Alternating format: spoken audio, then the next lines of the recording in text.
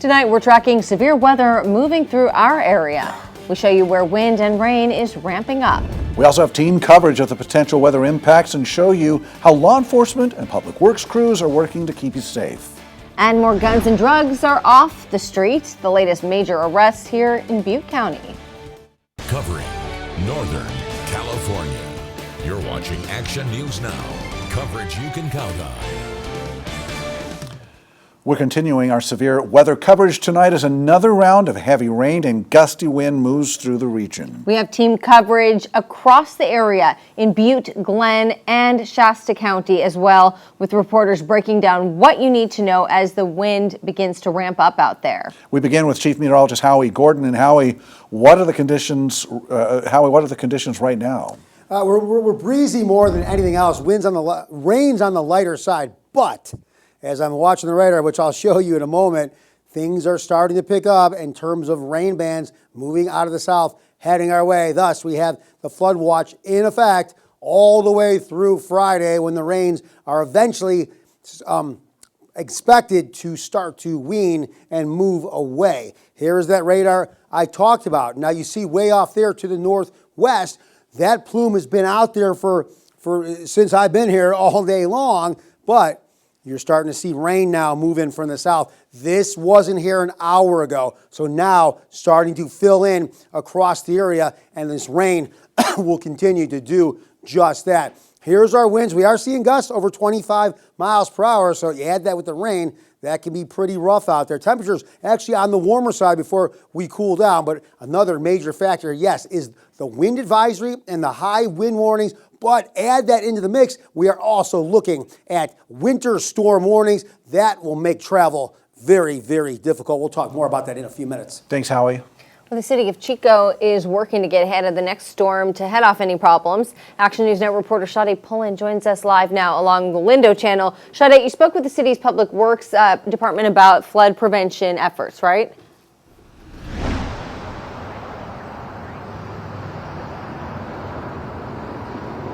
Yes, that's correct. I did speak to the city of Chico about what they're doing amid the storm that is coming. Now, you can't see it here, but Lindo Channel, the water is moving pretty swiftly. Now, Skylar Lipsky, the Chico Public Works Director, Operations and Maintenance, tells me that during the summer, crews take care of any areas that are prone to flooding or have been affected by other previous storms. But more recently, he says crews have been removing debris from drainages or near them. They've been removing dead or long branches that may fall with the high winds. They're working with PG&E in case there are power outages, and they're constantly maintaining the drains. Yeah, tree trimming, tree removal, that happens on an ongoing basis throughout the entire year, as well as storm drain maintenance, which involves like cleaning, repairs, reconstruction of storm drain infrastructure. Lipsky also says that November through January, the city picks up piles of leaves around the city to keep them from blocking the drains. When I was driving around, I saw a lot of remaining leaf piles, but Lipsky says that most of those will be picked up either today or tomorrow before the worst of the storm hits. Now, Lipsky says that Public Works does not plan on closing any roads in Chico amid the storm, but he did say that crews will be out monitoring if there are any flooding or accidents. Live in Chico, Sade Pullen, Action News Now. Okay, thanks, Sade. Lipsky also recommends that you bring in outside holiday decorations that could potentially blow away when the wind picks up. Well, we continue our storm coverage now in Glenn County, where we spoke with the CHP about what drivers should be watching out for. CHP officers say floodwater can be deceitful.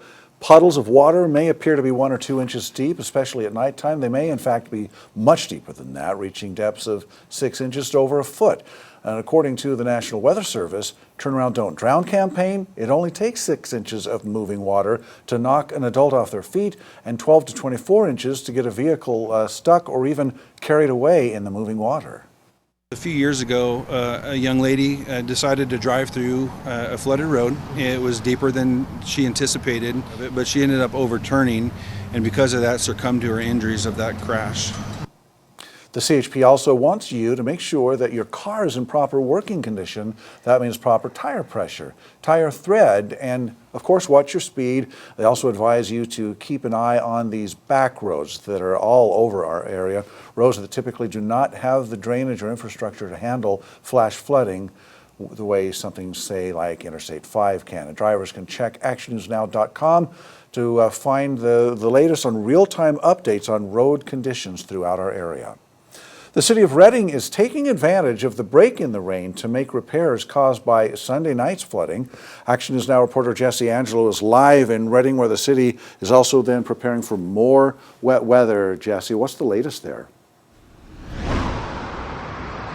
Well, you're right, Alan. The flooding on Sunday just wreaked havoc in areas around Reading, and so the city, including flooding here on Highway 273, where I'm at right now, it was so severe they had to keep the road closed for most of the day yesterday. The storm also flooded homes and several businesses. You can see here a local restaurant near Cypress and Bocelli that suffered flood damage. I spoke to Travis Minnie, City of Reading's Community Services Director, who says they're working hard to make sure that they're ready for more wet weather. We're making sure that our systems are, again, functioning well, making sure that, drain inlets are cleaned, culverts are cleaned, everything that, may have accumulated over that last rainstorm is then removed so that our system will function well again. Minnie also says that wind is a major concern for the city moving forward, saying that with the ground so saturated, the wind could knock trees over into power lines and create power outages. He's also suggesting that people start to prepare their own homes, especially those in low-lying areas that are at risk of flood. The city has areas where you can get free sand, but you do need to provide your own sandbags. And also he says that for more information to stay tuned to all of the city's social media channels. Live in Reading, Jesse Angelo, Action News Now. Okay, thank you, Jesse. Minnie also says that if anyone sees downed trees or flooded areas, notify the city so that they can take care of those issues promptly. Well, if you have a well on your property and you've experienced flooding this week, you may want to get that water tested before drinking it. I spoke with an inspector at Shasta County Environmental Health who says a well that gets inundated by floodwater can be at risk for elevated coliform bacteria like E. coli. The inspector told me that most wells, though, should be protected from surface intrusion. However, seals can deteriorate, especially on older wells.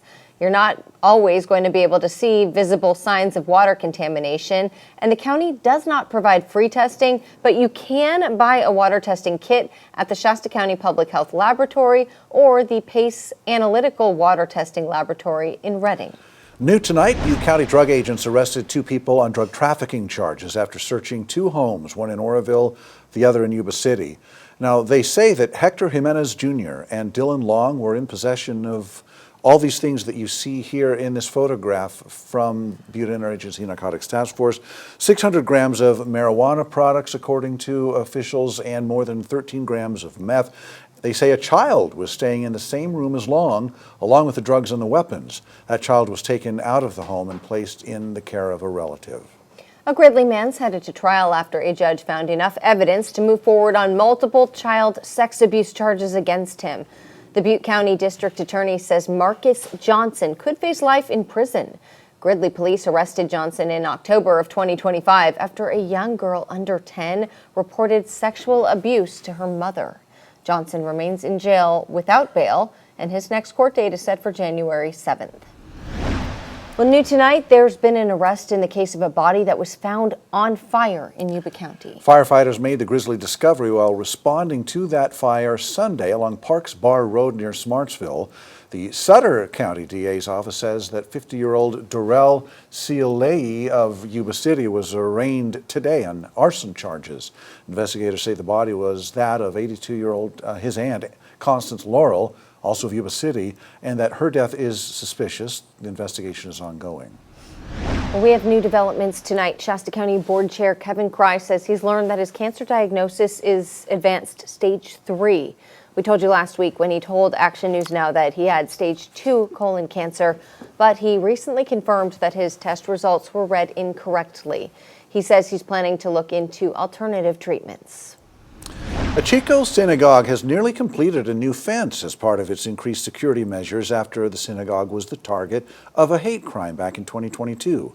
When the sign outside the congregation Beth Israel in Chico, that's when it was vandalized with swastikas, set on fire in 2022. And at that time, members of the congregation began meeting weekly to discuss security concerns and solutions to address those concerns. On the list of upgrades, they wanted to make a new fence.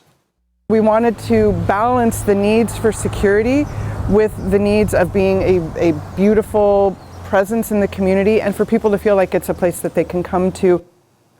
The fence is not just about security. They say that each panel of the fence has artwork that represents one of the 12 tribes of Israel each. Chico artists Richard and Susie Spark helped design the art for the fence. The new fence was funded through a donation made by the Bell family and was completed with the help of about 10 volunteers. PG&E is working to keep your power on despite the wind. We'll show you how. And we'll show you the ongoing recovery efforts in Reading, where one thrift shop is working to drain floodwater from Sunday's storm.